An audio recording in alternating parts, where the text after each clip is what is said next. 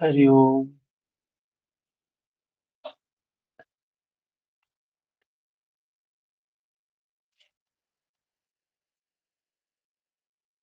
भगवान कृष्ण और अर्जुन के बीच में हम लोग संवाद को देख रहे थे, जिसमें अर्जुन को दर्शन होता है और ये दर्शन ही बहुत महत्वपूर्ण है। दर्शन से ही कुछ होने वाला है। कल्याण जो होगा वो सिर्फ दर्शन से होगा। तो अर्जुन देखता है कि क्या स्वरूप है, क्या तेज है। 19 नंबर श्लोक में बताया कि मैं आपको देखा, मध्य आदि अंत से रहित, अनंत सामर्थ्यों से युक्त। और क्या देखा? अंतरिक्ष और पृथ्वी के बीच का संपूर्ण आकाश, सब दिशाएं एकमात्र आप से पूर्ण है। आपके इस अलौकिक भयंकर रूप को देखकर तीनों लोग अत्यंत व्यथित हो रहे हैं। तो जो व्यक्ति उस सत्य का दर्शन करता है, जाने तुम्हें तुम्हें हो जाई। गोस्वामी तुलसीदास जी लिखते हैं रामचरितमानस में कि जो तुम्हें जान लेता है, जो जानता है, वो वही हो ही जाता है। जो जान लिया वो हो गया। उसमें इसमें कोई भेद नहीं रह जाता है। और यही बात भगवान कृष्ण ने भी बोला है कि जो भी व्यक्ति, जो भी हमें जानता है, हमें जो जानता है वो वही हो जाता है और वो मेरा ही स्वरूप है। तो उस सत्य को जानना ही एक माध्यम है। वे देवताओं के समूह आप में ही प्रवेश कर रहे हैं। ये देवता, देवता क्या है? दैवीय गुण है। जिसमें दैवीय गुण होते हैं वो देव होते हैं, जिसमें आसुरी गुण होते हैं असुर होते हैं। तो कई एक भयभीत होकर जोड़े हुए, हाथ जोड़े हुए आपके गुणों का गान कर रहे। गुणों का गान कौन कर सकता है? किसी के अंदर कोई गुण है तो उस गुण का सम्मान उस गुण से युक्त व्यक्ति ही कर सकता है। हाँ? कोई किसी के अंदर कला है, उस कला का गुणगान एक कलाकार ही कर सकता है। जिसके अंदर वो कला नहीं है, वो ज्ञान नहीं है, वो गुण नहीं है, वो उस गुण का सम्मान नहीं कर सकता है। उसको उसके अंदर वो भाव नहीं आए। तो देवता लोग गुणगान कर रहे हैं। देवता है ही तभी जब उनके अंदर में गुण है। महर्षि और सिद्धों के समुदाय स्वस्ति वाचन कल्याण हो, ऐसा कहते हुए संपूर्ण स्रोतों द्वारा आपकी स्तुति कर रहे। रुद्रादित्या वसो ये च साध्या विश्वे अविश्वरः मरुतश्चोष्म आश्च गन्धर्वयक्षासुरसिद्धसङ्गा वीक्षन्ते त्वां विस्मिताश्चैव सर्वे। क्या बताया सुरेश जी? हरिओम। रुद्र आदित्य वसु साध्य विश्वे देव अश्वनी कुमार वायुदेव उष्मपा, ये जितने भी देव हैं, ईश्वरीय उष्मा ग्रहण करने वाले हैं। इसके बाद ये जो राक्षस हैं, सिद्धों के समुदाय हैं, सभी आश्चर्य से आपकी ओर देख रहे हैं। दर्शन जाकी रही भावना जैसी, जो जैसा रहता है उसको ऐसे ही दिखाई देता है। और ये सारे लोग उसको देख रहे हैं, उस सत्य को देख रहे हैं, उस परम सत्य को देख रहे हैं। उस परम सत्य को किसने देखा था? किसको दृष्टि प्राप्त थी? उस सत्य को देखने की दृष्टि तो सिर्फ दो को प्राप्त थी ना। तो यहाँ रुद्र, आदित्य, वसु, साध्य, विश्वे देव, अश्वनी कुमार, वायु देव, स्मपा, उसके बाद गंधर्व, यक्ष, राक्षस, सिद्धों के समुदाय, ये सब कहाँ से, इतने सारे लोग कहाँ से आ गए? वो कह रहे सभी आश्चर्य से आपको देख रहे हैं। सभी आश्चर्य से आपको देख रहे हैं, अर्थात देखते हुए भी समझ नहीं पा रहे हैं। आश्चर्य से कब देखता है आदमी? जब समझ में नहीं आता है, ये हो क्या रहा है, ये क्या है। क्योंकि उनके पास वह दृष्टि नहीं है। अर्जुन के पास वो दृष्टि थी। संजय के पास वो दृष्टि थी।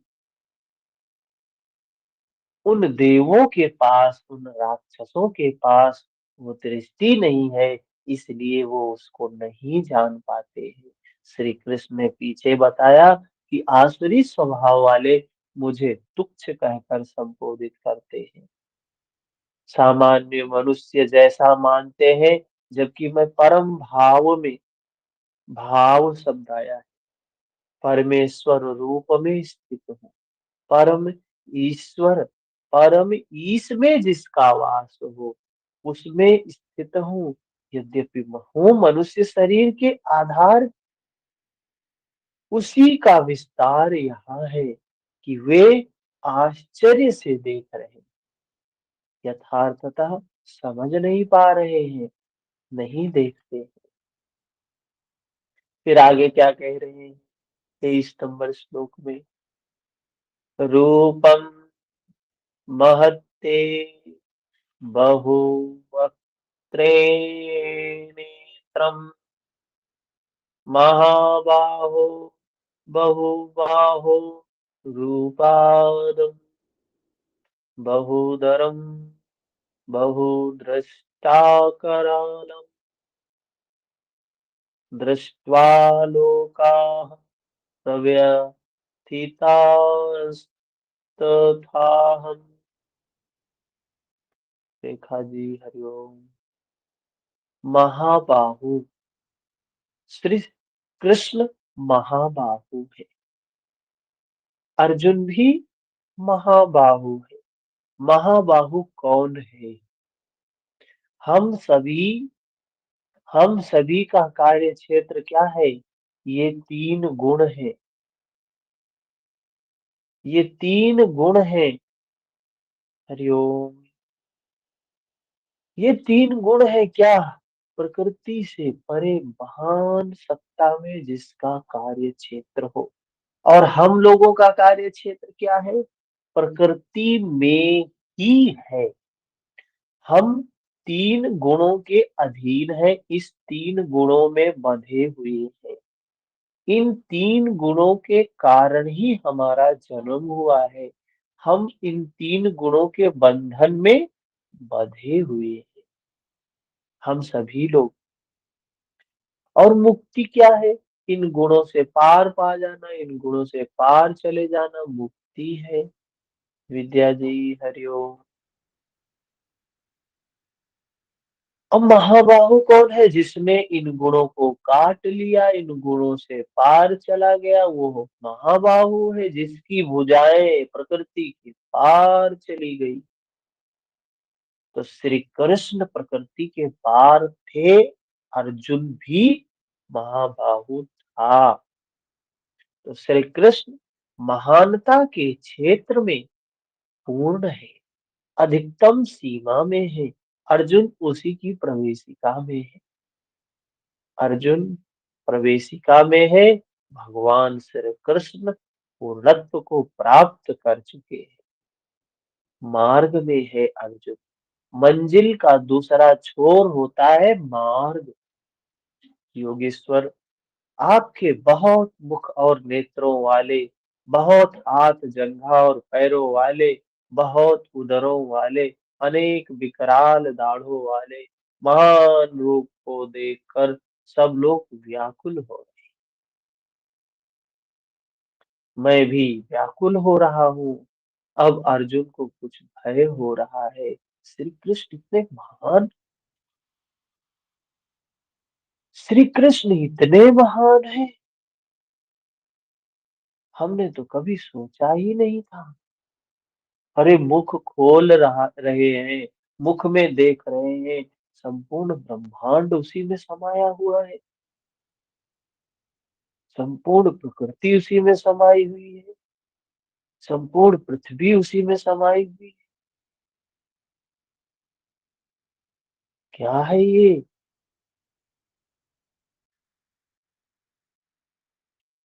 नभः स्पृशं दीप्तम् अनेकवर्णम् व्याप्ताननं दीप्तविशालनेत्रम् दृष्ट्वा हि त्वामप्रप्यस्यथितान्तरात्मा धृतिं न विदन्दामि समं च विष्णो। विश्व के सर्वत्र अणुरूप से व्याप्त है विष्णु। विश्व में सर्वत्र अणु रूप से व्याप्त है विष्णु। क्या कह रहे हैं? विश्व में सर्वत्र। विश्व क्या है? ये है हमारा शरीर। इसी को लोक कहा गया, इसी को विश्व कहा गया। ये शरीर ही हमारा विश्व है। आकाश को स्पर्श किए हुए प्रकाशमान अनेक रूपों से युक्त। रूप क्या है? अनेक रूपों से युक्त। जो जो पतित हो रहा है, जो परिवर्तित हो रहा है हर क्षण, जिसका स्वभाव ही है बदल रहा है, बदल रहा है, बदल रहा है। फैलाए हुए मुख और प्रकाशमान विशाल नेत्रों से युक्त आपको देखकर विशेष रूप से भयभीत अंतःकरण वाला मैं धैर्य और मन के समाधान रूपी शांति को नहीं पा रहा। अर्जुन कह रहा है, आपको देखकर मैं विशेष रूप से भयभीत हूँ। मेरा मन, मेरा धैर्य अब साथ नहीं दे रहा है। एकाग्र नहीं हो पा रहा हूँ। काम क्या है हमें? हमें करना क्या है? हमें यही तो करना होता है कि हम अपने मन को शांत करें, एकाग्र करें, धैर्य पूर्वक करें। हमारा काम ही यही है। अर्जुन कह रहा है अब यही नहीं हो रहा है। देखने के बाद, उस सत्य का दर्शन करने के बाद धैर्य, मन शांत और विचलित हो गया। जैसे आग में कोई घी डाल दे। अर्जुन क्या कहता है? दृष्टा करालानि च ते मुखानि दृष्ट्वैव कालानल सन्निभानि दिशो न जाने न लभे न च शर्मा प्रसीद देवेश जगन्निवास।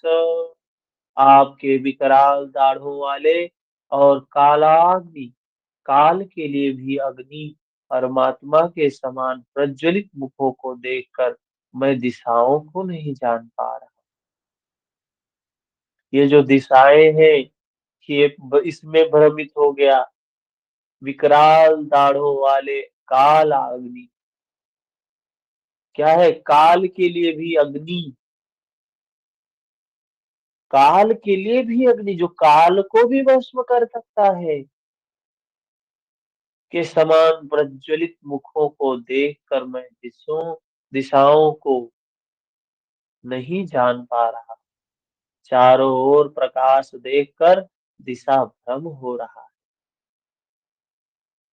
अभी आपको ही कहीं बैठा दिया जाए और चारों ओर प्रकाश ही प्रकाश,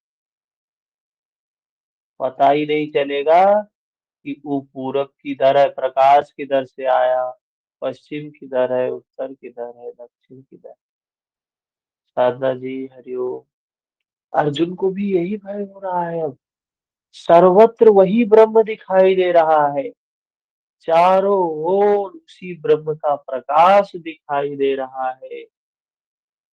कह रहा मैं भ्रमित हो गया। आपका यह रूप देखते हुए मुझे सुख भी नहीं मिल रहा है। अब मुझे सुख भी नहीं है। हे देवेश, हे जगन निवास, आप प्रसन्न हो। तो क्या होता है, हम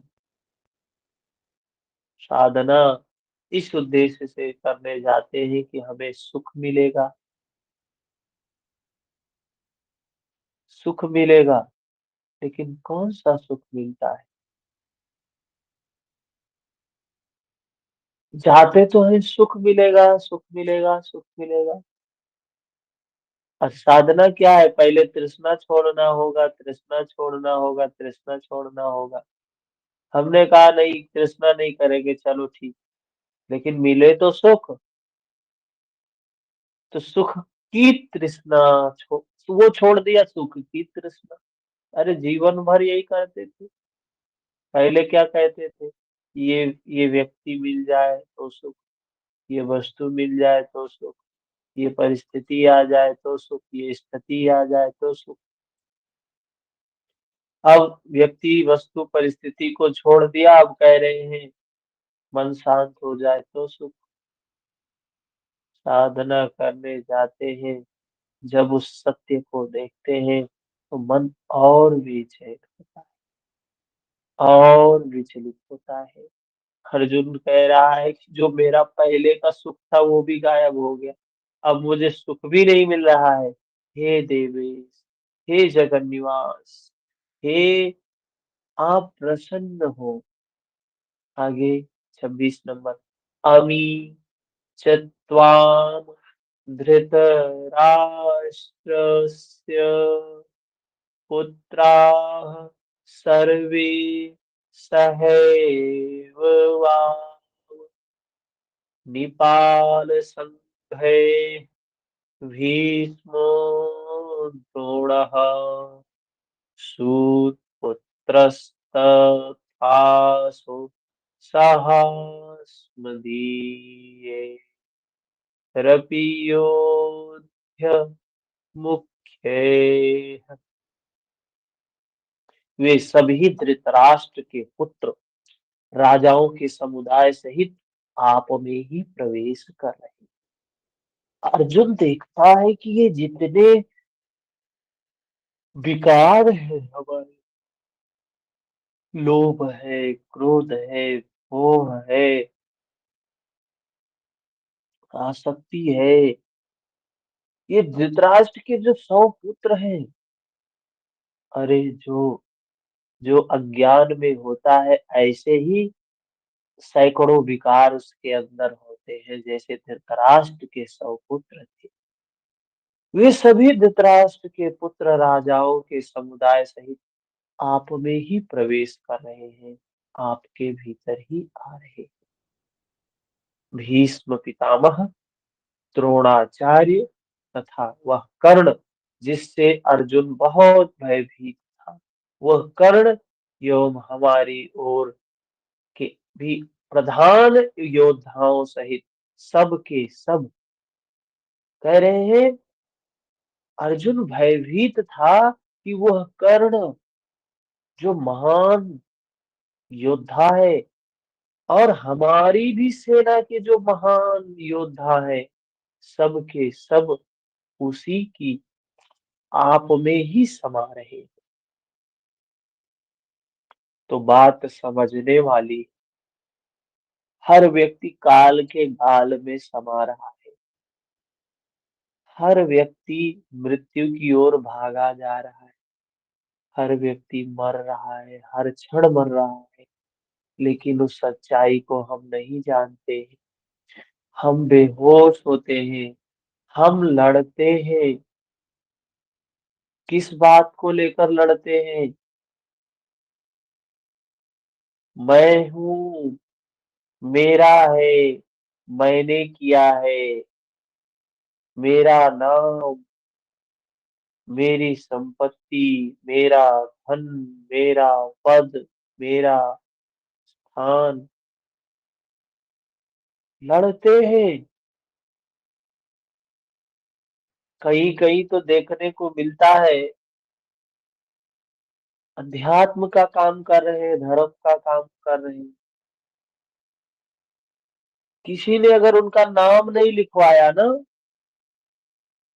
बड़े क्रोधित होते हैं। किसी ने उनका नाम नहीं लिया ना, तो बड़े क्रोधित होते हैं। अरे, मैं इतना मेहनत किया, हमारा नाम पीछे कर दिया, अपना आगे कर लिए, बहुत चालाक है। अरे, धर्म के काम में लगे हुए हो, अध्यात्म के काम में लगे हुए हो, नाम में क्या रखा है? मेरा नाम पीछे कर दिया, अपना नाम आगे कर दिया, मेरा नाम नीचे कर दिया, अपना नाम ऊपर कर दिया। इसमें उलझे हुए, जबकि होश नहीं है।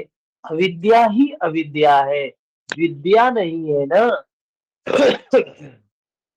विद्या नहीं है तो व्याकुल है इसी चीजों में। अर्जुन देखता है, अरे, जिसको मारना है वो भी मर रहा है, जिस जिस जो मारेगा वो भी मर रहा है। मतलब विकार रहे हैं, और विकारों को मारने में सहायक जो अच्छे सद्गुण है वो भी मर रहे हैं। तो महर्षि पतंजलि ने क्या कहा है? योग चित्त वृत्ति निरोधा। वृत्तियों का निरोध होगा, चाहे वो क्लिष्ट हो, चाहे वो अक्लिष्ट हो, चाहे वो सुख दुख हो, चाहे वो सुख हो, चाहे वो पुण्य हो, चाहे वो अपुण्य हो।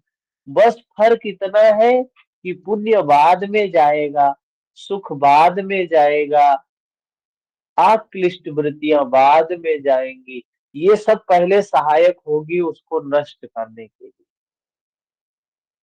ये सब पहले क्या करेंगी? उनको नष्ट करेंगी। जैसे दुर्योधन के 100 भाई, धृतराष्ट्र के 100 पुत्र पहले मरते हैं। ये लोग भी मरते हैं। ये लोग अमरत्व को प्रदान प्राप्त करके नहीं आए थे। वही अर्जुन वही देख रहा। अरे, सारे लोग काल के गाल में समा रहे हैं, सारे लोग मृत्यु की ओर भागे जा रहे हैं। 27 नंबर श्लोक। वक्त्राणि ते त्वरमाणा विसन्ति दृष्टकारालानि भयानकानि केचित् विग्लग्ना दशनान्तरेषु सन्दृश्यन्ते चूणितैरतमाङ्गैः। बड़े वेग से आपके विकराल दाढ़ों वाले भयानक मुखों में प्रवेश कर रहे हैं। उनमें से कितने ही चूर्ण हुए सिरों सहित आपके दांतों के बीच में लगे हुए दिखाई पड़ रहे हैं। वे किस वेग से प्रवेश कर रहे हैं, उनका वेग देखें। अब आगे उनका वेग किस वेग से हम मृत्यु की ओर भागे जा रहे हैं, किस वेग से भागे जा रहे हैं, वो वेग बता रहे हैं। यथा नदीनां बहवो वेगाः समुद्रमेवाभिमुखा द्रवन्ति तथा तवामि नरलोकवीरा विशन्ति वक्त्राण्यभिविज्वलन्ति। क्या अर्जुन क्या कह रहा है? जैसे नदियों के बहुत से जल प्रवाह अपने में विकराल होते हुए भी समुद्र की ओर दौड़ रहे। अर्जुन कह रहा है जैसे ये नदियां समुद्र की ओर दौड़ रही है ना,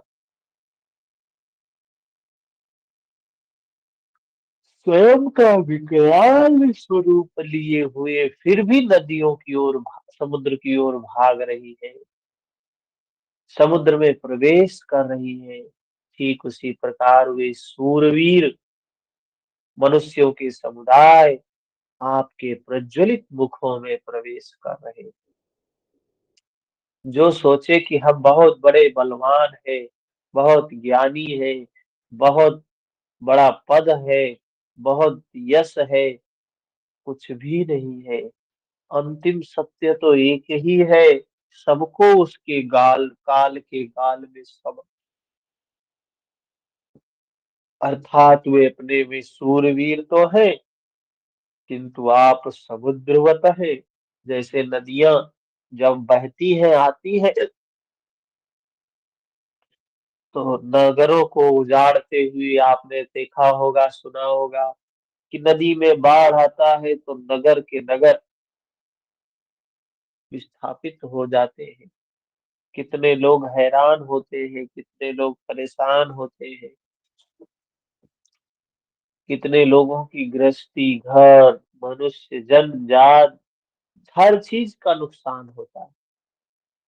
लेकिन कभी ये सुना है कि समुद्र ने अपनी सीमा सीमा लांघ दी है, समुद्र में बाढ़ आ गई है, समुद्र में बाढ़ नहीं आती है, समुद्र कभी अपनी सीमा नहीं लांघता है।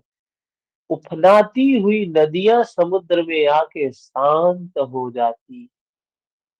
वैसे ही ये जो सूरवीर है नदियों की भांति, भगवान समुद्र की भांति है, वो धर्म समुद्र की भांति है, वो ईश्वर समुद्र की भांति है, वो ब्रह्म समुद्र की भांति है।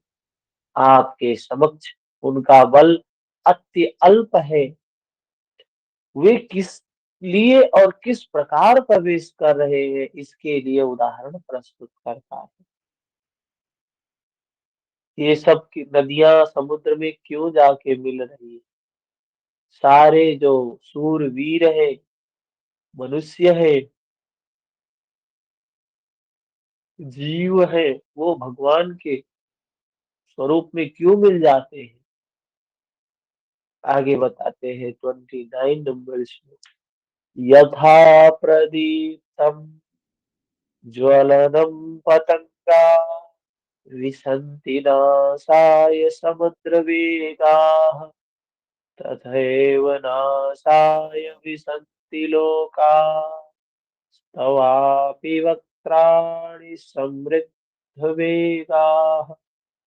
क्या कह रहे हैं? जैसे पतंगा नष्ट होने के लिए प्रज्वलित अग्नि में अति वेग से प्रवेश करता है, वैसे ये सब प्राणी भी अपने नाश के लिए आपके मुखों में अत्यंत बढ़े हुए प्रवेश कर रहे हैं। अरे क्यों प्रवेश कर रहे हैं? कोई कुआं में क्यों कूद रहा है, समुद्र में क्यों कूद रहा है, हैं? उस परमात्मा के मुख में क्यों कोई जा रहा है? तो अर्जुन कह रहा है जैसे पतंगा, पतंगा जलने के लिए ही उसमें अग्नि के आसपास जाता है, नष्ट होने के लिए ही प्रज्वलित अग्नि में अति वेग से प्रवेश करता है। ऐसे ही सब प्राणी भी अपने नाश के लिए। एक बड़ा सुंदर किसी ने कविता किसी ने लिखा था, बहुत पहले सुना था।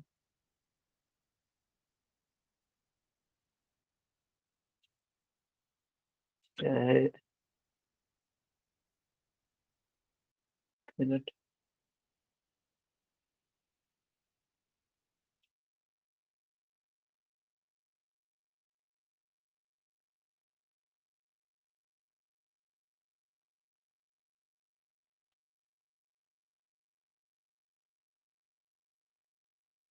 हम्म,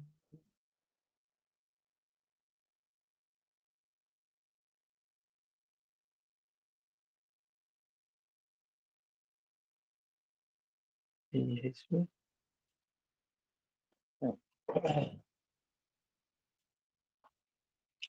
तो कह रहे हैं, ये जो मनुष्य है, जो जीव है, सभी लोग उसी प्रकार से उस काल के गाल में समा रहे हैं, जैसे नदियां समुंदर की ओर भागी जा रही। हम भी हर क्षण उसी ओर भागे जा रहे हैं, हर क्षण उसी ओर भागे जा रहे हैं। तो हम किस के अहम में फंसे हुए हैं, किस वहम में फंसे हुए हैं। 30 नंबर श्लोक। लेली राशिकृश मानः समन्ताल्लोकान् समग्रान् वदने वदनैरज्ज्वलद्भिः तेजोभिरापूर्य जगत् समग्रं भासस्तवोग्राः प्रतपन्ति विष्णु। आप उन समस्त लोकों को प्रज्वलित मुखों द्वारा सब ओर से निगलते हुए चाट रहे, उनका आस्वादन कर रहे हैं। हे व्यापनशील परमात्मन, आपकी उग्र प्रभा संपूर्ण जगत को अपने तेज से व्याप्त करके तपा रही। तात्पर्य यह है कि पहले आसुरी संपत्ति परम तत्व में विलीन हो जाती है, उसके पश्चात दैवी संपत्ति का कोई प्रयोजन नहीं रह जाता है, इसलिए वह भी स्वरूप में विलीन हो जाती है। अर्जुन ने क्या देखा? देखा कि ये संपूर्ण कौरव पक्ष उस ब्रह्म के भीतर समा गए। फिर उसके बाद अपने पक्ष के योद्धा श्री कृष्ण के मुखों में विलीन होते जा रहे हैं। उसने देखा, मतलब सब कुछ उसके भीतर जाने वाला है। पुण्य हो या पुण्य हो, पाप हो या पुण्य हो। उसने पूछा, क्या पूछा? आख्याहि आख्याहि मे को भवानुग्ररूपो नमोऽस्तु ते देववर प्रसीद। विज्ञातुमिच्छामि भवन्तमाद्यं न हि प्रजानामि तव प्रवृत्ति। मुझे बताइए कि भयंकर आकार वाले आप कौन हैं? हे देवों में श्रेष्ठ, आपको नमस्कार। आप प्रसन्न हो, आदि स्वरूप। मैं आपको भली प्रकार जानना चाहता हूँ। जैसे आप कौन है, क्या करना चाहते हैं, क्योंकि आपकी प्रवृत्ति चेष्टाओं को नहीं समझ पा रहा। इस पर योगेश्वर श्री कृष्ण बोले, कौन समझ सकता है उस ब्रह्म को? हम मूढ़ मनुष्य, मूर्ख मनुष्य उस ब्रह्म की चर्चा करते हैं। अर्जुन देखने के बाद भी नहीं समझ पाया कि कौन है आप। और तो और भगवान कृष्ण का स्वरूप खुद ही बताया कितनी बार, आप अंत आदि मध्य से रहित हैं, आप ये हैं, आप वो हैं, ऐसे हैं, वैसे हैं। और भगवान कृष्ण ने भी बताया मैं ये हूँ, मैं ये नहीं हूँ। फिर अर्जुन क्यों पूछ रहा है भाई? मैं आपको समझ नहीं पाया, आप कौन है? हाँ? धर्म को समझना इतना आसान नहीं होता है। दिव्य दृष्टि प्राप्त होने के बाद, देखने के बाद भी धर्म नहीं समझ में आया, तो क्या बताया है ना? अविद्या, अस्मिता, राग, द्वेष सब समाप्त हो जाता है। यह विनिवेश रहता है। मुक्ति पर्यंत रहता है। अर्जुन कह रहा मुझे समझ में नहीं आया आप कौन है, समझाइए। हम लोगों का सौभाग्य है, हमें भी नहीं समझ में आया है अभी तक। कोई समझ लिया है क्या धर्म कौन है, ईश्वर कौन है, धर्म क्या है? नहीं समझ में आया है। सुन तो रहे हैं, अर्जुन की भी यही हालत, समझ में नहीं आया उसे। कह रहा मैं नहीं समझा, देखने के बाद भी नहीं समझा, कांप रहा है, लेकिन कह रहा नहीं समझ रहे हैं आप कौन है, आपके स्वरूप को नहीं समझ रहे हैं।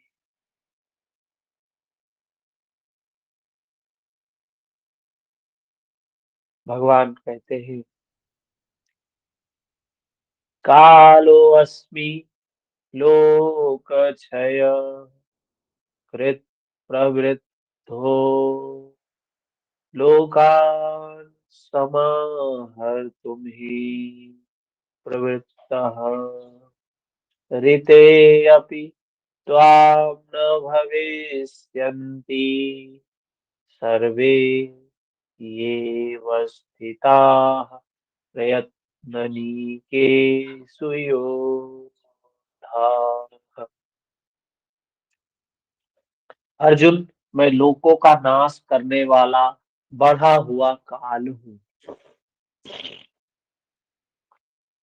और इस समय इन लोगों को नष्ट करने के लिए प्रवृत्त हुआ हूँ। प्रतिपक्षियों की सेना में स्थित जितने योद्धा हैं, वे सब तेरे बिना ही नहीं रहेंगे। तेरे बिना, वो सब तेरे बिना भी नहीं रहेंगे, वे जीवित नहीं बचेंगे, इसलिए प्रवृत्त हुआ हूँ। क्या कह रहे हैं? मैं लोकों का नाश करने वाला बढ़ा हुआ काल। काल का एक स्वरूप है, बढ़ा हुआ काल। क्या करने के लिए? इस समय लोकों को नष्ट करने के लिए प्रवृत्त हुआ। लोकों को नष्ट करने के लिए प्रवृत्त हुआ। ये लोक क्या है? इसी में वृत्तियां हैं। ये वृत्तियां, वृत्ति निरोध, वृत्ति के निरोध के लिए उद्यत हुआ। प्रतिपक्षियों की सेना में स्थित योद्धा जितने योद्धा हैं, कह रहे जितने योद्धा है प्रतिपक्षी। प्रतिपक्षी का मतलब क्या है? विपक्षी मतलब होता है दुर्योधन की सेना। प्रतिपक्षी का मतलब होता है उसके सामने की सेना, मतलब अर्जुन के सामने जो भी सेनाएं थी, अर्जुन के साथ में जो थी, जो जो सेना भीम के द्वारा संचालित हो रही थी। करे जितने योद्धा वो सब तेरे बिना भी नहीं रहेंगे, वे जीवित नहीं बचेंगे, तुम्हारे बिना भी नहीं रहेंगे और जीवित भी नहीं बचेंगे, इसलिए प्रवृत्त हुआ।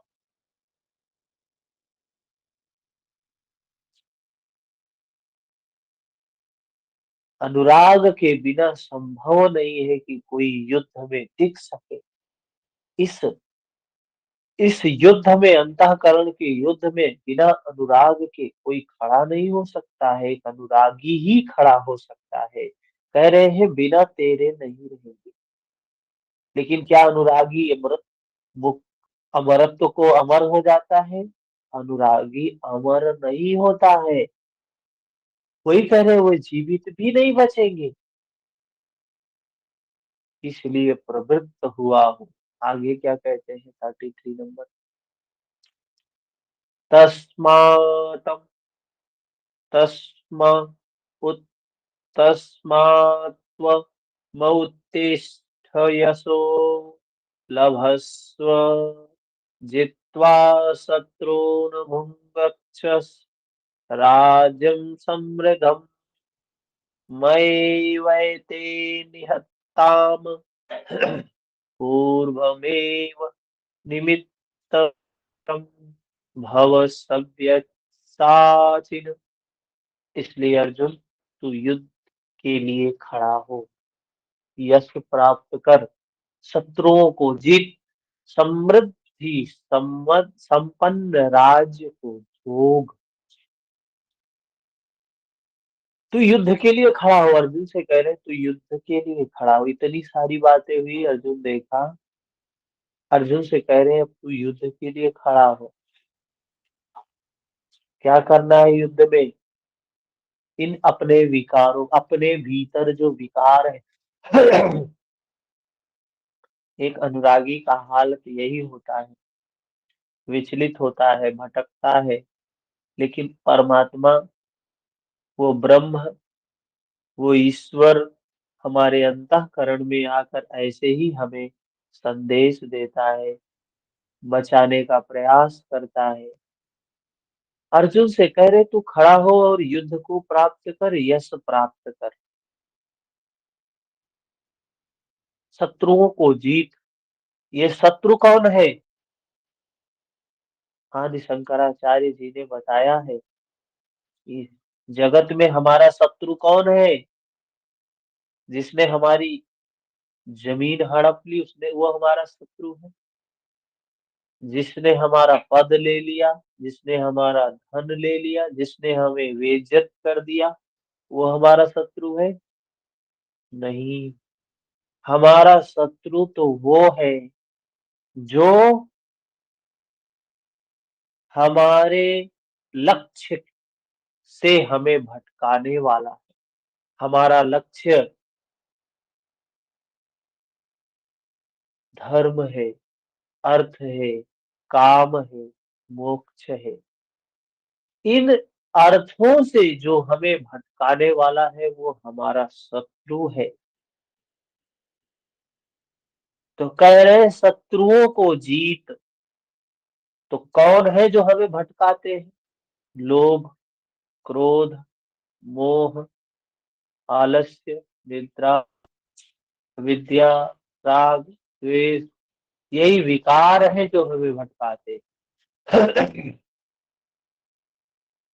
अर्जुन से कह रहे हैं उन शत्रुओं को जीत और समृद्धि संपन्न राज्य को भोग। जो जिसके अंदर विकार समाप्त हो जाएंगे, चाका कछु न चाहिए सोई साहंसा। कबीर कहते हैं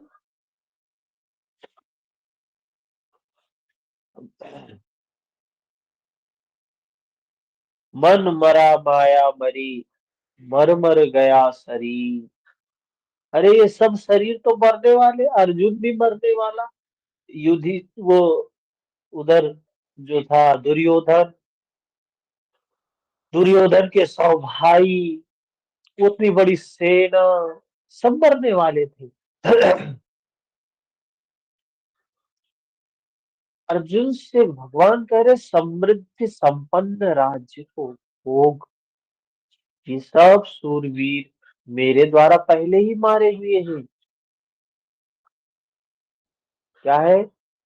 भगवान कह रहे हैं ये चाहे सद्गुण हो चाहे दुर्गुण हो, चाहे सद्वृत्तियां हो चाहे असद्वृत्तियां हो, चाहे क्लिष्ट हो या अक्लिष्ट, दोनों वृत्तियां कह रहे पहले ही नष्ट की हुई है। तू केवल निमित्त मात्र बन, तुझे कुछ करना नहीं, तू सिर्फ निमित्त है। ये वृत्तियां तो पहले ही नष्ट ही है, ये इनका अस्तित्व ही नहीं है। कहा है ना कि ये जो जगत है ये नश्वर जगत है। ये जगत जो है ये ये मात्र प्रतीत हो रहा है, यथार्थ में ये जगत नहीं है। तो भगवान कह रहे हैं कि तू सिर्फ निमित्त बन, तुझे सिर्फ निमित्त बनना है, वास्तविक में ये नष्ट ही है। प्रायः सर्वत्र श्री कृष्ण ने कहा है कि वह परमात्मा न कुछ स्वयं करता है, न कराता है, न संयोग ही जोड़ता है। मोहावृत बुद्धि के कारण ही लोग कहते हैं कि परमात्मा कराता है, किंतु यहाँ वे स्वयं ताल ठोक कर खड़े हो जाते हैं कि अर्जुन, करता धरता तो मैं हूँ, मेरे द्वारा ये पहले ही मारे हुए हैं। तू खड़ा भर हो, यश ले ले। ऐसा इसलिए है कि सो केवल भगतन हित लागी। को स्वामी तुलसीदास जी रामचरितमानस पे कहते हैं कि सो केवल भगतन हित लागी। भगतन के हित, अनुरागी के हित के लिए अर्जुन उसी अवस्था को प्राप्त कर चुका था कि भगवान स्वयं खड़े होकर कह रहे हैं। अनुराग ही अर्जुन है, अनुरागी के लिए भगवान सदैव खड़े हैं, उन्हीं के कर्ता है, रथी है। भगवान अर्थात कोई शरीरधारी नहीं, भगवान अर्थात धर्म। यहाँ गीता में तीसरी बार साम्राज्य का प्रकरण आया। पहले अर्जुन लड़ना नहीं चाहता था, उसने कहा कि पृथ्वी के धन धान्य संपन्न अकंटक साम्राज्य, देवताओं के स्वामीपन अथवा त्रैलोक्य के राज्य में भी उस उपाय को नहीं देखता जो इंद्रियों को सुखाने वाले मेरे इस शोक को दूर कर सके। मतलब अर्जुन ने कहा कि मुझे जो मेरे इंद्रियों को, मेरे मन को जो कष्ट है, वो मुझे अगर देवों का भी स्वामी बना दिया जाए, इंद्राधिपति बना दिया जाए, तो भी मुझे नहीं, उसके आगे नहीं। जब तड़पन बनी ही रहेगी तो हमें नहीं चाहिए, जब प्यास लगी ही रहेगी, दर्द। अच्छा कोई बताइए, आपको दर्द हो रहा है और आपको हम पेन किलर खवाए, पेन किलर दें दवाई, और दर्द ठीक ना हो, तो कौन है जो दर्द की दवा खाना चाहेगा? है? दर्द की दवा दे रहे हैं, दर्द सही नहीं हो रहा है, तो कोई दर्द की दवा खाएगा? कैसी दर्द की दवा वो? तो वही कि अर्जुन कह रहा था कि मुझे ये, चाहे इस राज्य, इस साम्राज्य का की प्राप्ति हो जाए या देवों का जो इंद्रासन है वो प्राप्त हो जाए, हमें नहीं चाहिए। हम नहीं, हमें जब दर्द रहेगा ही तो क्या करें? योगेश्वर ने कहा, इस युद्ध में हारोगे तो देवत्व, जीतोगे तो महामहिम स्थिति मिलेगी। हारोगे तो देवत्व की स्थिति आएगी।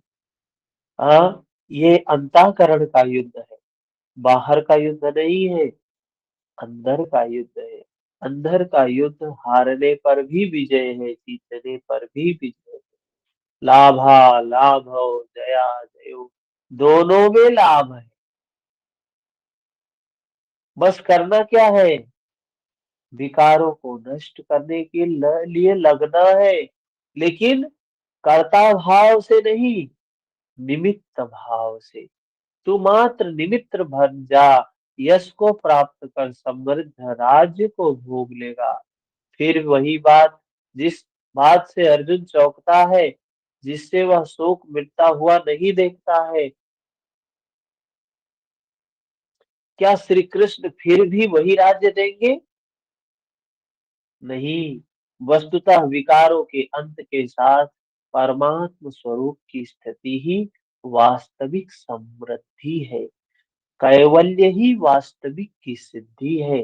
कह रहे वो चीज प्राप्त हो जाएगी जो स्थिर संपत्ति है, जिसका कभी विनाश नहीं होता है। राजयोग का परिणाम है। जैसे नदियां तभी तक भागती है जब तक समुद्र में नहीं मिल जाती है। समुद्र में मिलने के बाद वे नदियां समुद्रवत हो जाती, उनका जो दौड़ है समाप्त हो जाता है। कोई प्रश्न है किसी का? कोई प्रश्न किसी का? कुछ समझ में भी आ रहा है कि ऐसे प्रवचन सुनते हैं सिर्फ? हम्म,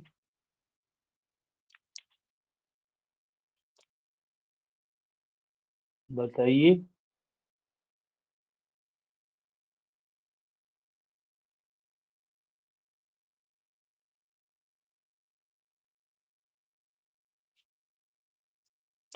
क्या है?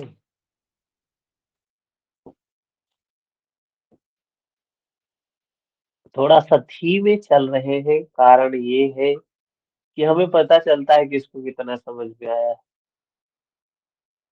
इसलिए 11वें अध्याय पे थोड़ा सा टाइम लगा रहे हैं। और लगा क्या रहे हैं, ये प्रकृति करवा रही है। हाँ, 33 नंबर श्लोक पे हम लोग कितने दिन से रुके हुए हैं?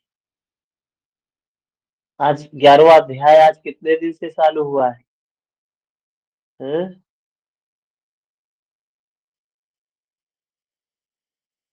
कितने दिन से 11वां अध्याय, 11वां अध्याय, 11वां अध्याय।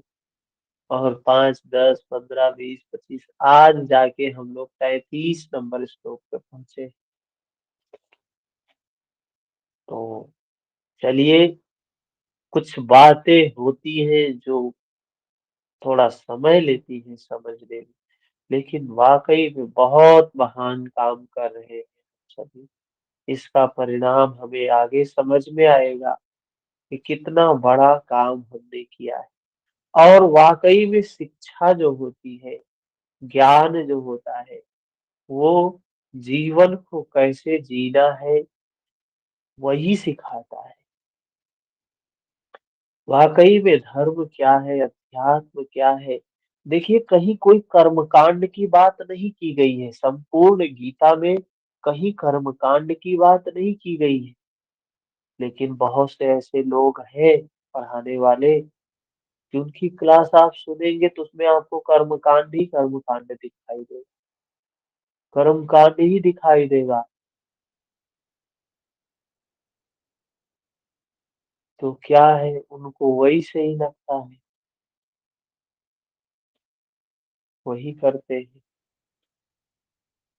ठीक है, तो अभी मिलेंगे हम लोग 7:15 बजे हठ योग की क्लास में।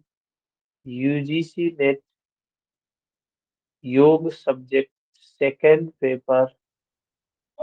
आज हम लोग हठ प्रदीपिका में 4th चैप्टर शुरू करेंगे, नादानुसंधान।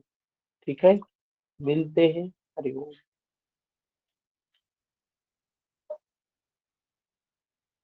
हरिओम सर। हरिओम।